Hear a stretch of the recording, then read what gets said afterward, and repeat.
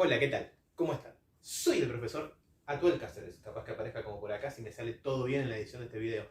Esto es como todo muy nuevo y ustedes están siendo como conejillos de indias. Lo lamento, les tocó esta etapa, es espantosa. Quisiera estar en el aula y no haciendo esto que me siento extremadamente ridículo. Ridículo y encima estoy todo tenso. Espantoso. Pero bueno, le vamos a poner la mejor onda. Este video es para realmente ayudarlos y ayudarlos un poquito con lo que es este tema, que es el neoliberalismo, que es el que vamos a charlar en este mes, más o menos de clase. Después generaremos otros temas y otros trabajos que ojalá podamos hacerlo en el aula. Como ya les dije, si hay alguien que va a volver, si hay una vuelta o una eventual vuelta a la escuela, es quinto año. Pero todavía no hay nada, por lo menos hasta hoy, que 18 de agosto, siendo las... Oh, no tengo reloj. Siendo las más o menos 8 de la noche. Todavía no hay nada con respecto a eso. Pero bueno, esto como una iniciación a lo que va a ser este video. No sé si estoy derecho, si estoy bien, si se está filmando bien. Esto es horrible, estoy solo. Qué espantoso. Dicho todo esto, vamos a hablar sobre el neoliberalismo. Bien, como ya les había comentado un poco y estuvieron tomando nota, el neoliberalismo es una idea política, social y económica, sobre todo económica, que se basa en una vuelta de tuerca más moderna a lo que es el liberalismo económico. ¿Qué es el liberalismo económico? Es una teoría en la cual establecía que al mercado no hay que regularlo, que se va a regular solo y que el Estado solo tiene que estar para pequeñas nimiedades, pero no para regular nada del Estado.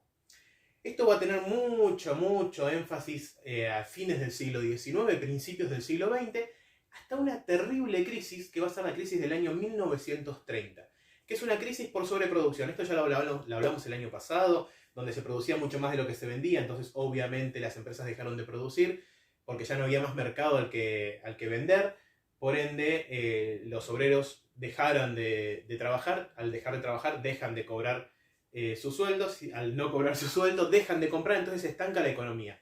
¿Cómo se va a salir de eso? Con un nuevo modelo de Estado, que esto también lo trabajamos, ¿no? Que es el llamado Estado de Bienestar o Estado Populista en Latinoamérica. Sí, en Latinoamérica va a tener ciertas condiciones, por eso se le va a llamar Estado Populista, pero en el mundo se le va a conocer como Estado de Bienestar, que significa un Estado que se hace cargo de la mayor cantidad de flujo posible, sobre todo desde lo económico. Un Estado que va a intentar producir, un Estado que va a generar más trabajo. Por ejemplo, para que se den una idea, en Argentina se crea vialidad nacional, se crean las juntas de granos, se crean bodegas, se crean empresas, como ya dije, de granos, se crea La Colina, que es una empresa que hace todo lo que tenga que ver con frutas. ¿Para qué? Para regular el mercado. Todo lo contrario a lo que decía la teoría liberal. Eso va a estar en boga en el mundo, sobre todo en el mundo occidental, ¿no? Alrededor de unos 30, 40 años, sí, empezamos en 1930, y alrededor del año 60 ya, obviamente, no convenía tanto este modelo de Estado. ¿Por qué? Porque aquellas personas que estaban en la cima del mundo, clases altas, que son los que de cierta manera ven y se dan cuenta que son los que generan empleo y los que hacen inversiones y los que hacen mover la economía, no estaban recibiendo tanto dinero como ellos creían que se merecían. No solamente eso, sino que el mundo va a entrar en una gran depresión. ¿Por qué? Porque durante esos 30 o 40 años el petróleo era extremadamente barato. Y saben que el petróleo, desde casi principios del siglo XX, es la base energética de toda la industria, ¿sí? Podemos decir que hay otras formas de energía, ¿no? Pero que el petróleo es la más alta. Vivimos al Rincón de los Sauces, eso lo conocemos bien claro. El petróleo era muy barato en esos primeros 30, 40 años. ¿Por qué? Porque lo sacaban de los países árabes, donde siempre había anarquía, había problemas entre unos y otros países, pero va a llegar un momento en que los países árabes, si esas pequeñas repúblicas, se van a unificar y se van a poner en contra del mundo occidental. ¿Por qué? Porque van a tener una guerra contra Israel y Estados Unidos, sobre todo, le da el apoyo a Israel. Entonces los países árabes dicen, ah, sí, ¿le das el apoyo a Israel? Bueno, nosotros te dejamos de vender petróleo y de repente, ¡tum!, una gran crisis energética. ¿Cómo salimos de esa crisis energética? Cambiando el modelo de Estado, porque el Estado va a tener que empezar a ahorrar, a ajustar y achicarse, ¿sí? Y no solamente el Estado norteamericano, con Ronald Reagan como presidente a la cabeza, sino que eso va a influir en toda Latinoamérica, que es lo que más nos importa a nosotros porque vemos cómo nos influye en Argentina. Entonces, ¿cómo se sale de esto? Primero, los países productores de petróleo, sobre todo los países árabes, van a poner un precio bastante elevado del petróleo. Eso va a hacer que se eleven las condiciones de producción, obviamente se empieza a encarecer todo, y acá es donde el Estado dice, bueno, nos tenemos que achicar, ¿para qué? Para que esta economía se empiece a regular sola, como dice la teoría liberal. Pero le tenemos que dar una vuelta de rosca, porque ya no estamos a principios del siglo XIX, a principios del siglo XX, perdón, o fines del siglo XIX, entonces le damos otras connotaciones. Al mismo tiempo ya teníamos, o ya se tenía la experiencia de lo que era un Estado liberal, entonces era muy difícil que se aceptara. Entonces, ¿cómo se iba a imponer ese Estado liberal? Bueno, se va a imponer mediante la fuerza directamente en Latinoamérica. ¿Cuál va a ser el primer país que va a tener un Estado neoliberal de lleno? Va a ser Chile. ¿Por qué? ¿Por qué Chile? Acá es donde entra en juego una política que es inmensa, que es la política que se va a desarrollar después de la Segunda Guerra Mundial, con un mundo totalmente dividido en dos facciones. El comunismo por un lado, o socialismo, y el capitalismo por el otro. Debería ser al revés, porque estamos en la mano izquierda, socialismo y comunismo, y capitalismo por el otro lado. Estas ideas y estas formas de generar un Estado van a estar en pugna desde el año más o menos 1945 hasta el año 1990. En el medio va a haber un montón de peleas, tanto ideológicas como peleas posta, o sea, guerras como la guerra de Corea, la guerra de Vietnam, la guerra de Afganistán, por ejemplo, que no es la menos conocida, porque es la primera guerra de Afganistán, pero quizás, si vieron la película Rambo 3, si no estoy equivocado, o Rambo 2, una de esas dos, la que con un flechazo termina bajando un helicóptero, escena copadísima del cine internacional. Eso se nota lo viejo que soy, ¿no? Pero bueno, esa guerra son guerras en las que se enfrentaron Estados Unidos y Rusia, que son los dos grandes exponentes del socialismo y de capitalismo por otro lado, socialismo Rusia o la Unión de Repúblicas Socialistas Soviéticas, la URSS, y Estados Unidos por el otro. Dentro de esa pelea, obviamente, los demás países, los que se consideran periféricos, como el nuestro, Chile, Brasil, Canadá y Australia, por ejemplo, van a estar metidos en esa pelea de cierta manera. Chile, por ejemplo, va mediante elecciones a elegir a un gobierno socialista, algo muy loco, porque hasta ese momento el socialismo solamente se podía imponer de una manera revolucionaria, que claramente es una guerra civil, como había pasado en Cuba, se intentó hacer en Venezuela, se intentó hacer en México, se intentó hacer en Argentina, no funcionaba, pero sí en Cuba, por ejemplo. Entonces en Chile se presentan a elecciones y termina ganando Allende, que Allende era socialista. Empieza a generar un gobierno socialista y a hacer esto de que el Estado sea cada vez más grande y que el Estado se empiece a hacer cargo de todo y más allá del Estado de Bienestar. Un Estado mucho más grande donde todo tiene que estar bajo el Estado, que ese es el lema de los socialistas.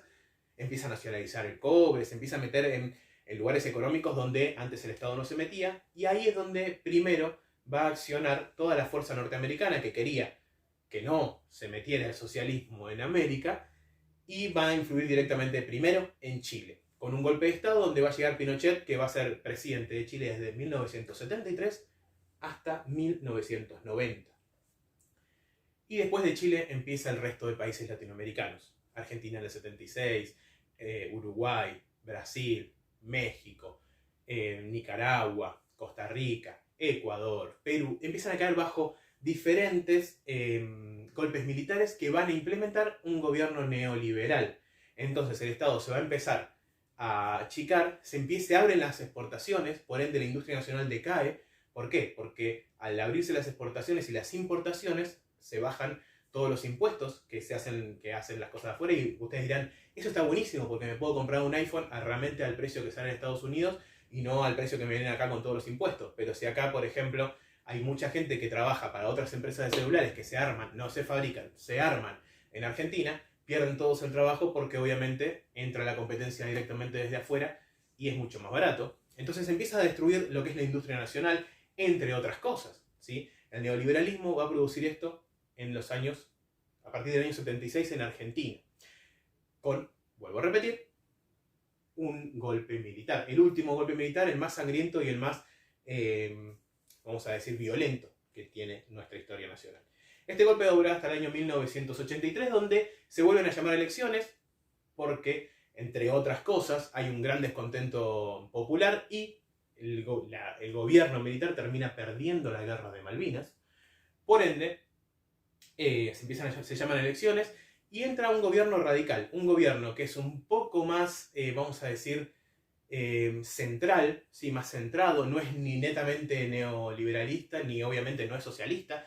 Es un gobierno que podemos llegar a decir que es de transición, pero que tampoco va a llegar a fin porque va a tener una gran crisis económica en 1989, un año donde el mundo se cambia totalmente porque cae la Unión de Repúblicas Socialistas Soviéticas, o sea, la URSS. Vamos a decir que en esta guerra fría entre el capitalismo y el comunismo lo termina ganando el capitalismo, ¿sí?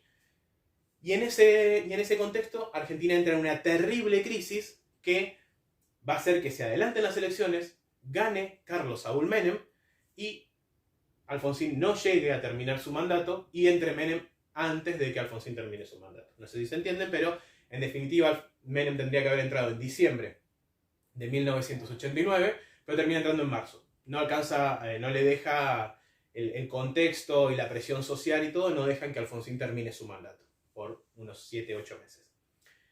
Y Menem, que llega haciendo una campaña política desde lo popular, viniendo a caballo con unas patillas inmensas, está buenísimo, fíjense algunas imágenes de Menem, si no se las agrego, si puedo de alguna manera, si me sale la edición del video se las agrego, si no, después les paso algunas imágenes, con unas patillas como si fuera un caudillo, a caballo, con poncho, y tiene un gran voto desde lo popular porque Menem va a venir como el gran peronista a poner esa idea del peronismo, del estado de bienestar de los años 50, pero al momento que toma el poder, o que llega al poder mediante el voto, no hay nada violento en el medio, nada, es elección pura y directa, se dan cuenta que de repente ya las patillas desaparecen, ya su forma de hablar riojano, así con esa forma particular que tienen los riojanos de hablar, que es un poco con la R más arrastrada y todo, también desaparece, se transforma casi en un porteño, sí, con un gran tono, pero cambia también hasta la forma de hablar. Después de andar con poncho, se saca el poncho y se pone todo un traje y todo su ministerio se transforma en un ministerio totalmente neoliberal. Y durante 10 años que va a estar Menem en el poder, son 2 mandatos, uno de 6 años y otro de 4, durante esos 10 años Argentina va a privatizar todo lo que tenía, que eso es lo que van a ver en el otro video que les subió la profe Vale, ¿sí? Que está ahí en el trabajo para hacer. Este es un video cortito que quise subir, como más o menos tener esto que ya lo conté en la clase virtual, que obviamente también lo vamos a discutir en la clase que tenemos mañana, pero por lo menos para que lo tengan ahí siempre grabadito y si hay algo que puedan sacar o no sacar, vuelvan a este video y lo vean. Lo grabé todo de una, espero que salga todo bien, enseguida se los paso al grupo, como para que lo vayan viendo. Y nada, díganme si les gusta, si no les gusta, no les voy a decir esa cosa de pongan like, síganme, esto no me voy a dedicar a esto, es solamente para ustedes, quinto C, el mejor quinto de toda la historia, por más que sea en la pandemia, porque es el quinto pandémico, esto no se los va a sacar nadie. Nadie les va a sacar que ustedes se recibieron de la secundaria cuando casi llegamos al apocalipsis.